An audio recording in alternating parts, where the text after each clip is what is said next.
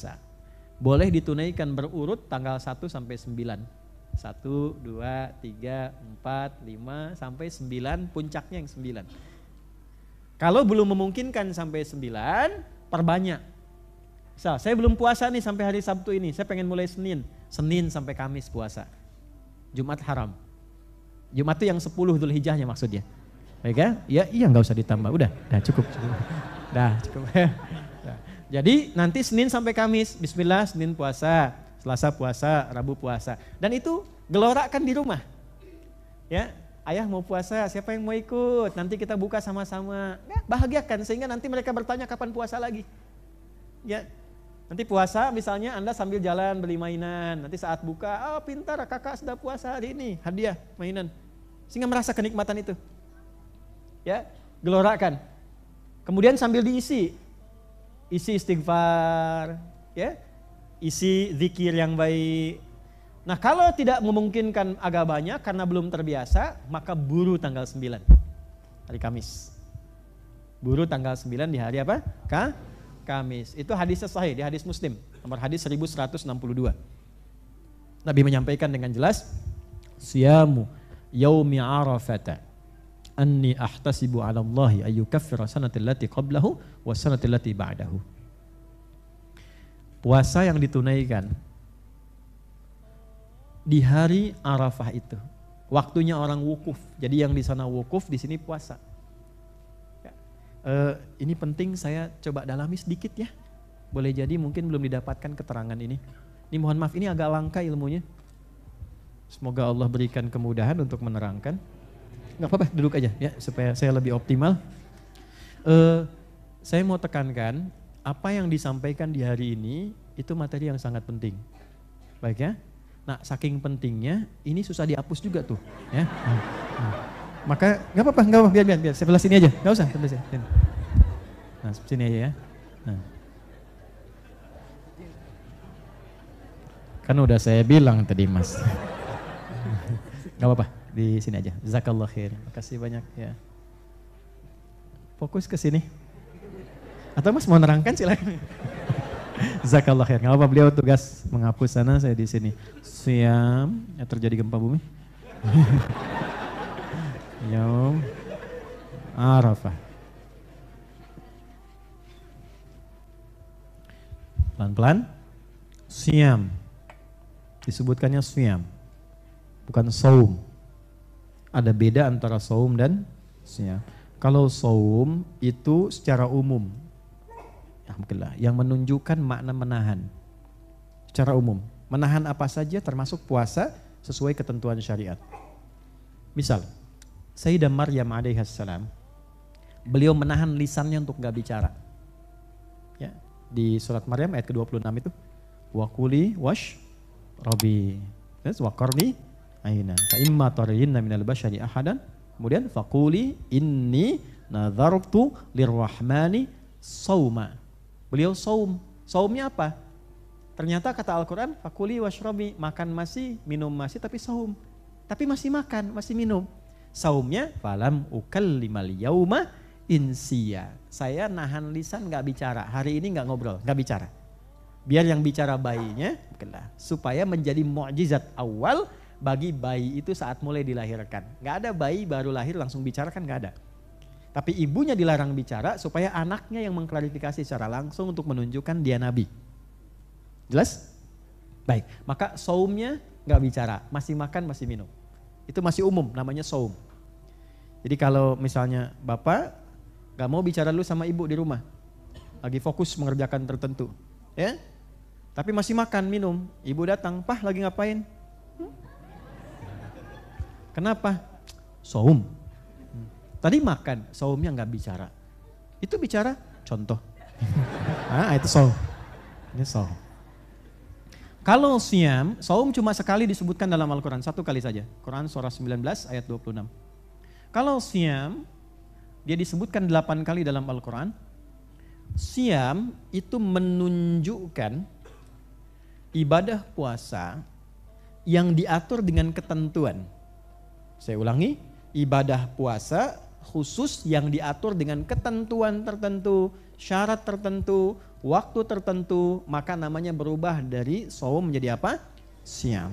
Setidaknya kurang lebih disebutkan 8 kali dalam Al-Quran. Nah ini ketika menyebutkan puasa Arafah, hadisnya menunjukkan kata siyam. Artinya bukan sekedar puasa.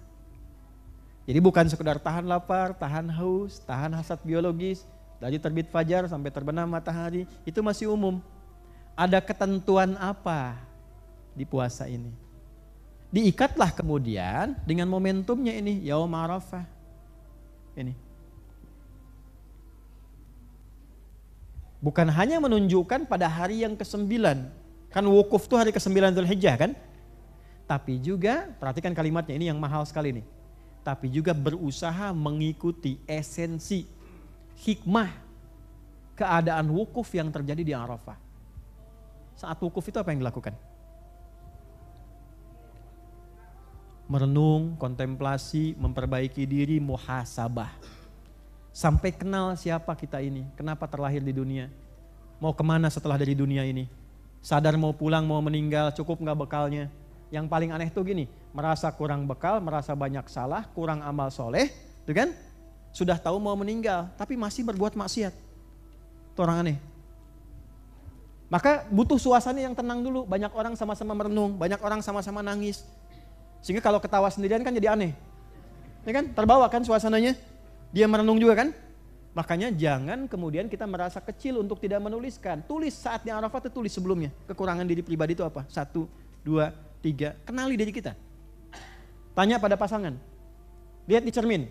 Adi Hidayat, kamu ini, 1, kamu 2, kamu 3, itu kekurangannya. Sampai kita kenal diri kita sendiri. Ma'rifatul insan, kenal diri kita pribadi. Ya, ada buku yang saya tuliskan namanya Ma'rifatul Insan, untuk mengenal pribadi kita. Setelah paham diri kita, kita nilai. Oh harusnya saya begini, kalau meninggal begini, saya salah jalur nih selama ini. Harus diperbaiki. Sampai kenal, ketika kenal diri kita itulah kita berangkat kemudian ke Muzdalifah untuk mencari batu, melemparilah hal-hal kurang yang tadi kita tuliskan. Makanya kenapa berangkat ke Jamarat itu untuk lentar jumrah, itu hanya 1 jamarat yang kita lempar itu cuma 1, yaitu Aqabah. Aqabah itu gambaran dari keadaan nafsu ini yang sering mengendalikan kita pada keburukan. Ya, nanti kalau ini sudah lulus, lingkungan sekitar, usta yang terdekat, pribadi sudah baik, tapi lingkungan terdekat, istri, tetangga dekat seringkali membawa pengaruh misalnya yang kurang baik. Istrinya baik, suami hasadnya kurang baik. Suami baru diangkat jadi pimpinan, baru jadi pimpinan pertama, istri langsung komen, "Pak dulu sih itu jadi pimpinan begini, mobilnya sudah ganti." Ya kan? Atau sebaliknya, istri jadi baik, suami masih kena pengaruh lingkungan sekitaran, sehingga mengajak pada yang kurang baik. Ya, nah kalau itu lulus, nanti yang terjauh ula, pindah tugas, tadinya sudah bagus, dekat dengan masjid, sholat terjaga, pindah tugas jauh, ketemu lingkungan yang kurang bagus. Kebiasaan jadi kurang baik, maka muncullah Aqabah, Usta dan Ula, 3-tiganya. Itu kan gambaran dasar. Makanya ke Nabi Ibrahim datang dilempar setannya, nggak kuat ke Ibrahim, datang kemudian ke istrinya kan. Ya Sayyidah Hajar dilontar lagi, nggak kuat ke Sayyidah Hajar, datang ke Ismail dilontar lagi. Itu gambaran kehidupan kita yang membuat kita kurang baik. Yang pertama adalah ketidakmampuan diri kita mengendalikan nafsu sendiri. Jadi kalau ada orang marah, jangan salahkan orang marah dulu.